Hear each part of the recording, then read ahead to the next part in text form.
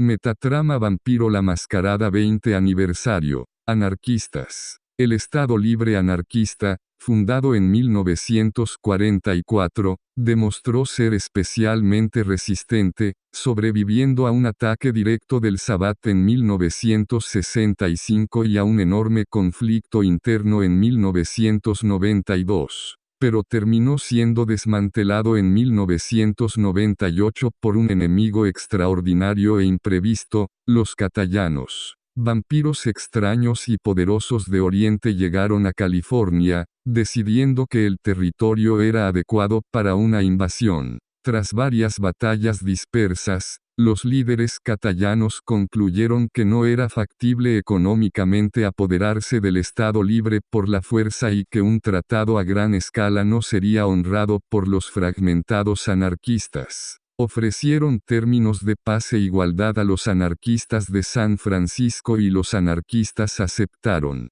El Estado Libre anarquista se derrumbó y desapareció. Las noches de la tempestad. Durante un breve periodo en julio de 1999, una estrella roja brilló en el cielo, marcando una serie de cambios que serían conocidos como la Semana de las Pesadillas. El antediluviano Ravnos despertó en Bangladesh y fue destruido de inmediato por facciones desconocidas en una devastadora batalla que duró 3 días y 3 noches. Para la mayoría de los anarquistas, solo fue otro jueves. Los Ravnos nunca habían sido demasiado comunes entre los anarquistas. La secta tampoco estaba interesada en las leyendas sobre los antediluvianos y de hecho la mayoría de los anarquistas ni siquiera habían oído la palabra y mucho menos leído fragmentos del libro de Nod. En conjunto los anarquistas son vampiros modernos y sus estudios raramente profundizan en los antiguos mitos de su especie.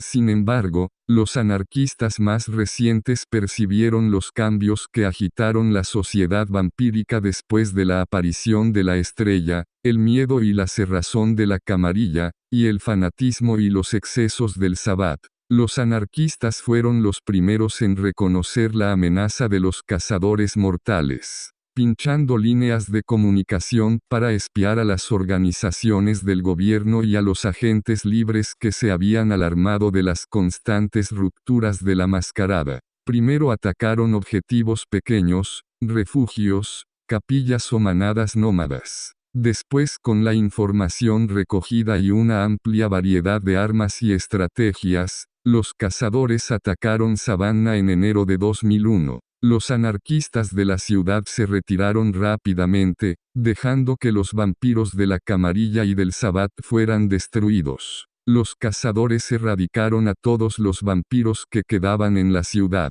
Estos ataques continuaron durante casi 10 años. Vampiros por toda América fueron perseguidos y asesinados y los cazadores mortales ganaron cada vez más terreno. Desde el caos de la costa este a los territorios apenas controlados del Estado Libre, los anarquistas vigilaron a los mortales, evitando la mayoría de los ataques. Mientras la camarilla y el Sabbat se atrincheraban, la tendencia de los anarquistas a permanecer en movimiento fue una bendición y sus pérdidas fueron relativamente bajas. Los que murieron solían ser los más viejos, principalmente los pocos antiguos y las manadas más estáticas. Donde los anarquistas controlaban el territorio, sobrevivieron gracias a su capacidad para utilizar la tecnología mucho mayor que la de la camarilla o el Sabbat.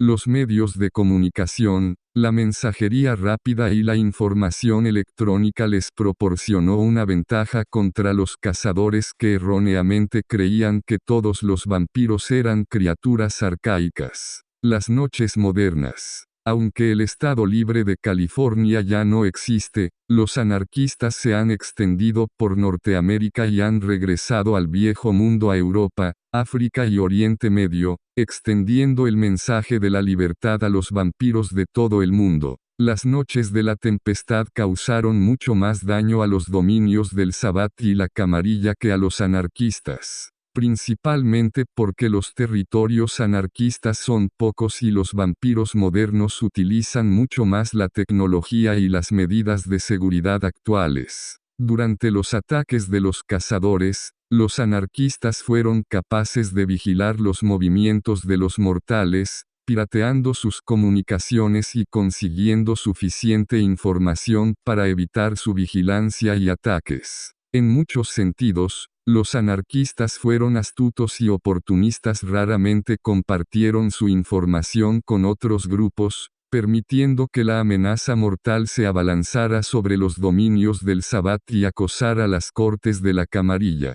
Algunos anarquistas condenaron esta táctica, pues cada ataque mortal amenazaba la ya amenazada mascarada. Otros lo consideraron una forma de que un enemigo erradicara a otro, sin riesgo para los anarquistas. Cuando la amenaza se atenuó y los cazadores mortales volvieron a reducir sus movimientos, el movimiento anarquista se encontró en una posición relativamente poderosa. Controlaba una cantidad nominal de territorio en América y Canadá e incluso unos pocos dominios importantes en el Viejo Mundo, incluyendo toda la ciudad de Berlín. En comparación, el Sabbat se encontraba muy debilidad e incluso los dominios de la camarilla ya no eran tan poderosos como en el pasado. La camarilla sobreviviría, pero si quería mantener su atención concentrada en los cazadores y los ataques del Sabbat, no podía permitirse combatir también a los anarquistas. El Edicto de Sucesión. En el año 2007, 5 Justicar emitieron un nuevo edicto, dirigido a pacificar a los anarquistas y atendiendo a las necesidades de la camarilla.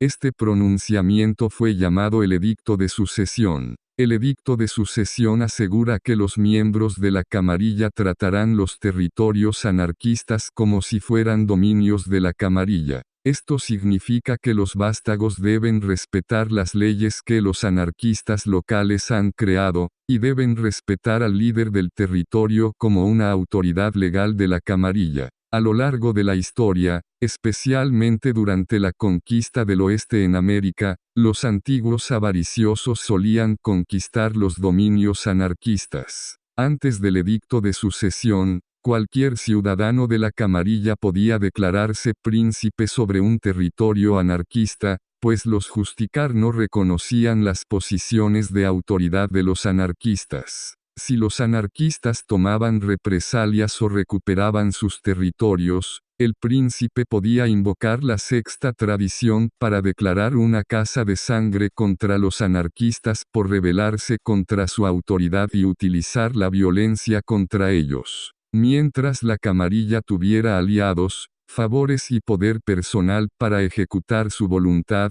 los anarquistas no tenían recursos políticos contra esas conquistas. El Edicto de Sucesión prohíbe esas usurpaciones. Además reconoce que los anarquistas tienen derecho para realizar algunas de las funciones de los príncipes de la camarilla. Aunque un líder anarquista no tenga posición en la camarilla y no pueda hablar ni votar en una reunión de príncipes, ahora tiene derecho a asistir a los cónclaves si así lo decide. Además, un gobernante anarquista ahora tiene derecho a proteger su dominio de los intentos de la camarilla por arrebatarle el poder. Si un ciudadano de la camarilla entra en territorio anarquista y mata a alguien, o intenta tomar el control, el gobernante de ese territorio puede condenarlo, castigarlo e incluso destruirlo por sus crímenes legalmente. El Edicto de Sucesión asegura que no habrá represalias públicas de los Justicar o sus arcontes, mientras la muerte sea justificada políticamente como en cualquier principado. Para muchos anarquistas este anuncia es una victoria ansiada durante mucho tiempo. Existe un dicho americano que dice, quienes sacrifican parte de su libertad a cambio de seguridad no merecen ninguna de las dos. Fieles al mismo, no todos los anarquistas han aceptado el edicto. Muchos lo han rechazado por completo. El edicto exige que los anarquistas limiten sus abrazos, y a cambio, sus dominios serán reconocidos por la jerarquía de la camarilla. A pesar de las ventajas, la mente moderna se rebela ante la idea de un gobierno que controle los derechos de reproducción.